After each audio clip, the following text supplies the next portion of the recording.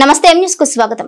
పూర్వకాలం నుండి తన ఇంటికి తన సరిహద్దులో నివాసం ఉంటున్న బాదం సత్యవతి, బాదం నాగ వెంకటేశానికి చెందిన ఉమ్మడి దారి మార్గాన్ని ఆక్రమించడమే కాకుండా దక్షిణాన ఉన్న తన నివాసం స్థలంలో మరో 41 అడుగులు ఆక్రమించి వారి ఇంటి నిర్మాణం చేస్తూ తనను తీవ్ర ఇబ్బందులకు గురిచేస్తున్న తాను కోర్టులో కేసు వేసిన తాపేశ్వరం గ్రామ పంచాయతీ సెక్రటరీ పప్పుల శ్రీనివాస్ కాసులకు కక్కుర్తిపడి తనకు తీవ్ర అన్యాయం చేసేందుకు ప్రయత్నం చేస్తున్నాడని, హైకోర్టు ఆదేశాలను కూడా అమలు చేయటం లేదని తాపేశ్వరం గ్రామానికి చెందిన గ్రంథి వెంకట సూర్యప్రకాష్ మీడియా వద్ద ఆవేదన వ్యక్తం చేశారు. తన ఇంటికి తన ప్రక్కన నివాసం ఉంటున్న బాదం సత్యవతి తాము నడిచేందుకు ఉమ్మడిగా ఉన్న 4 అడుగుల వెడల్పు గల సందుదారిలో తనకు చెందిన 2 అడుగులు ఆక్రమించుకోవడమే మరో 41 అడుగుల స్థలాన్ని కూడా ఆక్రమించేశారని, ఇదేంటని పెద్దల్లో పెట్టిన సమాధానం చెప్పడం లేదన్నారు. ఎటువంటి లింక్ డాక్యుమెంట్స్ వారి వద్ద లేకపోయినా తప్పుడు ధృవపత్రాలతో ఇంటి నిర్మాణం చేపట్టారని గ్రంథి వెంకట సూర్యప్రకాష్ మీడియాతో అన్నారు. తన దగ్గర ఉన్న డాక్యుమెంట్లు ఉన్నాయన్నారు. ఇక తాను ఆలమూరు కోర్టులో దీనిపై కేసును వేశానన్నారు.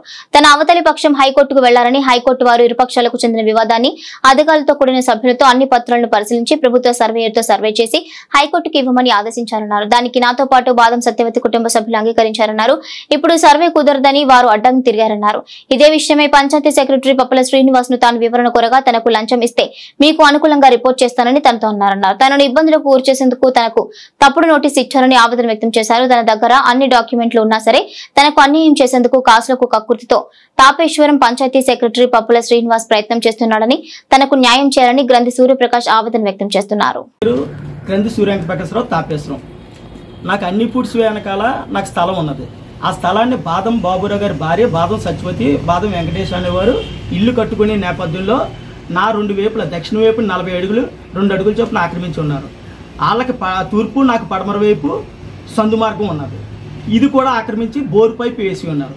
దీని మీద నేను ఆలమూరు కోర్టులో నేను దాఖలుపరిచి ఉన్నాను. ఈ లోపల వీళ్ళు పంచాయతీని ఎప్రూవల్ అడగగా ఇలా ఒక పలానా సూర్య వెంకటప్రకాశ్రావు గారు, సూర్యపండు గారు కంప్లైంట్ ఇచ్చిన కారణంగా నేను ఇవ్వలేకపోతున్నానని చెప్పి సెక్రటరీ గారు తెలిపి ఉన్నారు.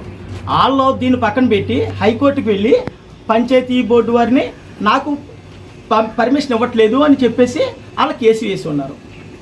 దాన్ని నన్ను అడగగా కూడా నేను కూడా హైకోర్టులోనే సబ్మిట్ చేసుకున్నాను.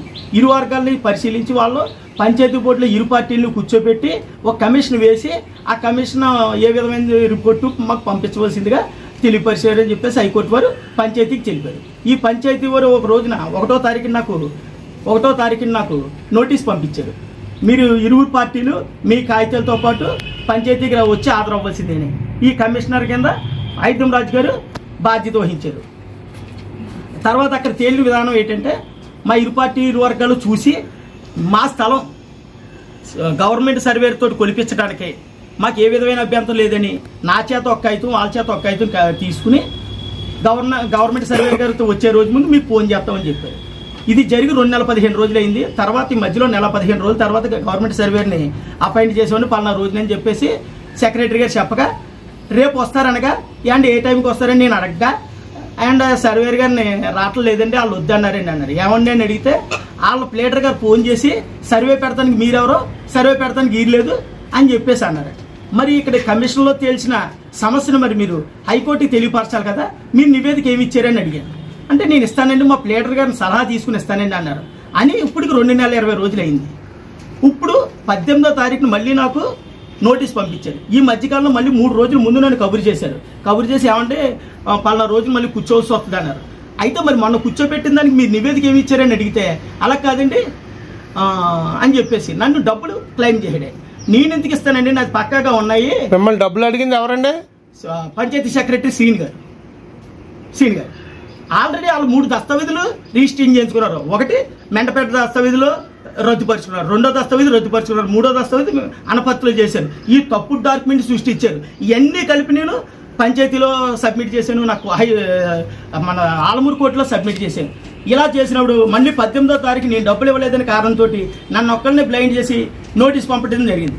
ఈ నోటీస్ని తీసుకోకుండా పంచాయతీ బోర్డుకి డైరెక్ట్ వెళ్ళి మాట్లాడగా మీరు నిరూపించుకోవాల్సిన అవసరం ఉంది, 7 రోజుల్లో నిరూపించుకోకపోతే మీది కాదని చెప్పేసి వాళ్ళకి నేను ఇచ్చేవలసి వస్తుందని చెప్పేసి ఇందులో రాశారు. మరి ముందు మీరు ఇద్దరిని కూర్చోబెట్టి సర్వే చేత కొలతలు కొలిపిస్తానన్న దాన్ని ఏం చేశారంటే నాకు సంబంధం లేదు, నాకు హైకోర్టు నా పర్మిషన్ ఇచ్చింది, నేను చేసేస్తానని ఏకవచనంతో నేను డబ్బులు ఇవ్వలేదన్న కారణంతో నన్ను అరెస్ట్ చేస్తున్నాడు. ఆయన మానసికంగా ఇబ్బంది పెడుతున్నాడు. హైకోర్టు ఇచ్చిన దాన్ని కూడా తప్పుడు దోవను పట్టించి ఇతను సొంత నిర్ణయం తీసుకునే పనిలో చేస్తున్నాడు. ఇది ఎంతవరకు కరెక్టో మీరు నాకు న్యాయం చేపట్టవలసిందిగా నేను కోరుతున్నాను. మరిన్ని తాజా వార్తా విశేషాల కోసం M News ని సబ్స్క్రైబ్ చేయండి, మీ మిత్రులకు షేర్ చేయండి.